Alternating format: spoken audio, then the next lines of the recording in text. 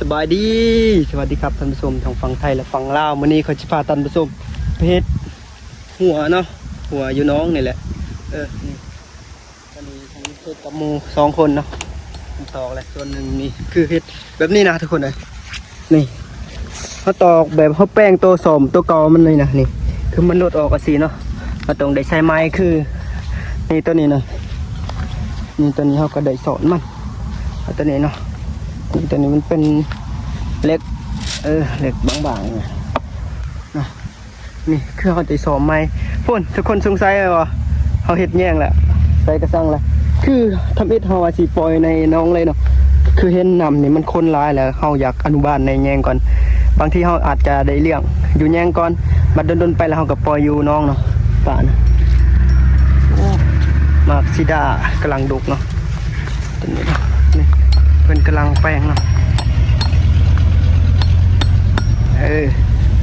หอมหัว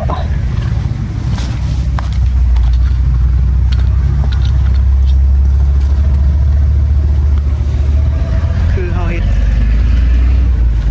เขาสีแป้งออกตัวนี้ก้อนเขาจึงคอยใส่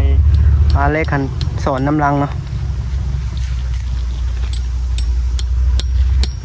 จะโหลดหรือจะลวกงานนี้เขาลุยเองนี่อยู่นี่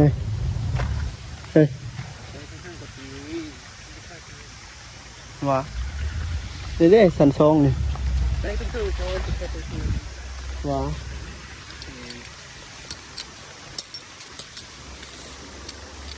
บรรยากาศยามเช้าเนาะ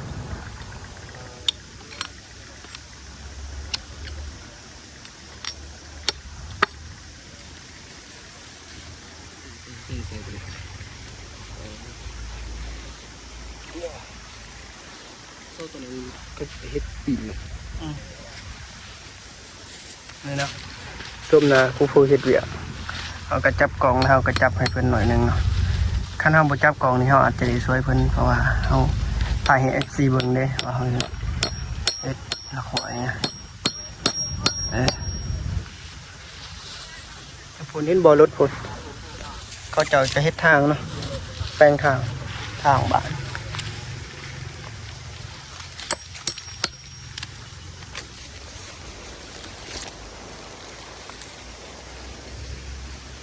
เขาห้ากระเลิมเฮ็ดเนาะเพราะว่าตอนเช้าหันเขาค่อนข้างเลยหล่อนนิดนึงอันนี้ก็8 โมงเลยกระเลิมเฮ็ดเนาะอันนี้ผักอะไรย่างมึงวะบ่นี่เขากินได้อันนี้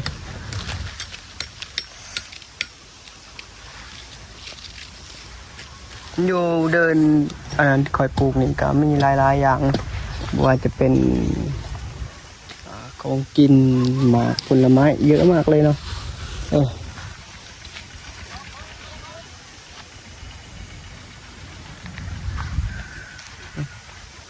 เพ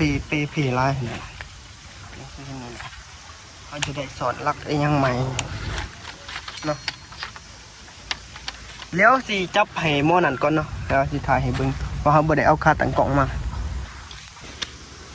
เนาะเขาแล้วได้สัน1อย่างอีกสัน2เนาะสัน3นะ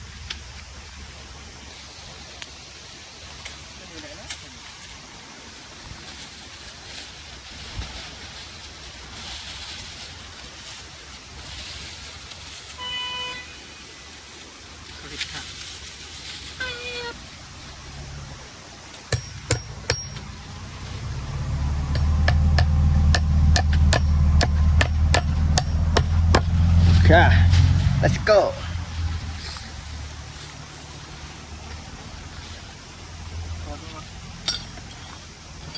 เอาตรงนั้น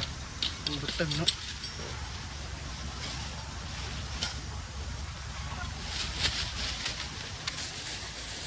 เสือที่ยัดใส่ตรงเสือที่แล้วก็ปู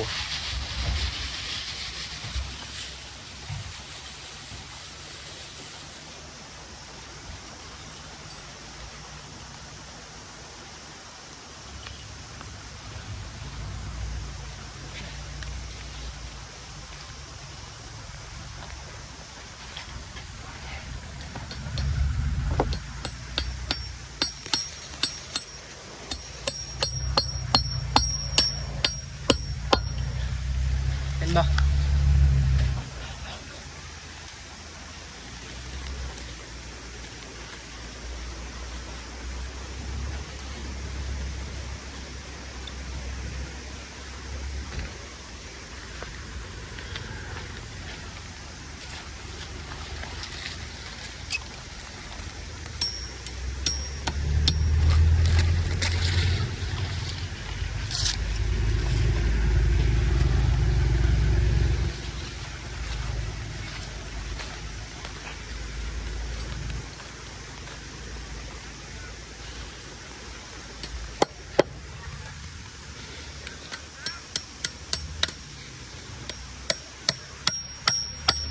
คุณตายคือองค์ยานี่ตายคือเคยว่าจะพาท่านผู้ชมไปเบิ่งลักหัวที่เฮาจะแป้งวังยานี่เนาะคือเมื่อกี้นี่โทรศัพท์เฮาดับเนาะเฮาบ่ได้ถ่ายเนาะถ่ายแล้วโทรศัพท์เฮาดับนะอันนี้เฮาถ่ายใหม่เบิ่งไปเบิ่งกันนะเฮาเบิ่งสิซับได้เนาะเฮาสอน3 4 5นี่แหละสอนนะนี่เห็นบ่แถวเบื้องผลเขาแป้งซื้อแต่แถวนี้เขาเฮ็ดฮาวนี่เห็นบ่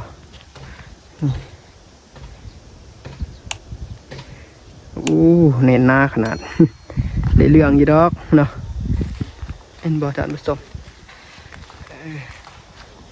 ก็สิประมาณนี้เนาะเอาเฮ็ดหัวเพื่อบ่ให้แบะหรือว่าแบะนี่อาจจะเข้าได้เนาะหมูนี่ซำนี่ได้คือกันบ่ให้ซับซาว่าสิ่งแบบหัวบ่ยังบอมาเขานะนี่เห็นบ่ขาวๆนะเดี๋ยวถ่ายขาวๆให้เบิ้งสำนี้เนาะหัวเฮาบ่มีทุนเนาะถ้ามิดว่าสิมีแบบหาซื้อตานางเล็กเนาะตานางเล็กนี่คือสิโอเคแบบแบยังเขาบ่ได้เนาะบ่ให้โจรขโมยยังซ้ำนี่เฮาได้นะว่าน้องเฮาอยู่นี่เนาะเฮือนเฮาอย่าพูดเนาะพูดปลาเท่านอนเด้เขาสิรักปลาเฮาสั่นแหละคันเฮามีตานางเนาะแล้วก็มีสปอนไลท์และนั่นนะแสงตะเวนเนาะแสงตะเวนนะมันสบายเขาเห็นไฟเด้เฮาบ่กะลงก็มันมีตานางเด้มันเขาบ่กะเข้าไปเขาคืออาจสิกะแต่สิเสียงคันนั้นนี่โอ้ยเข้าไปวุบบัดนึงนี่เขาลักปลาแล้ววับเนาะนี่แหละปัญหาเสร็จแล้วคลิปนี้ก็สิซ้ำนี่แล้วเนาะฝากให้ทุกคนเป็นกำลังใจนะเด้อให้บ่าวหยกฝากให้ทุกคนสวยกันคอมเมนต์พูดคุยน้ำกันฝากกดไลค์กดซับสไครต์นะเด้อเนาะ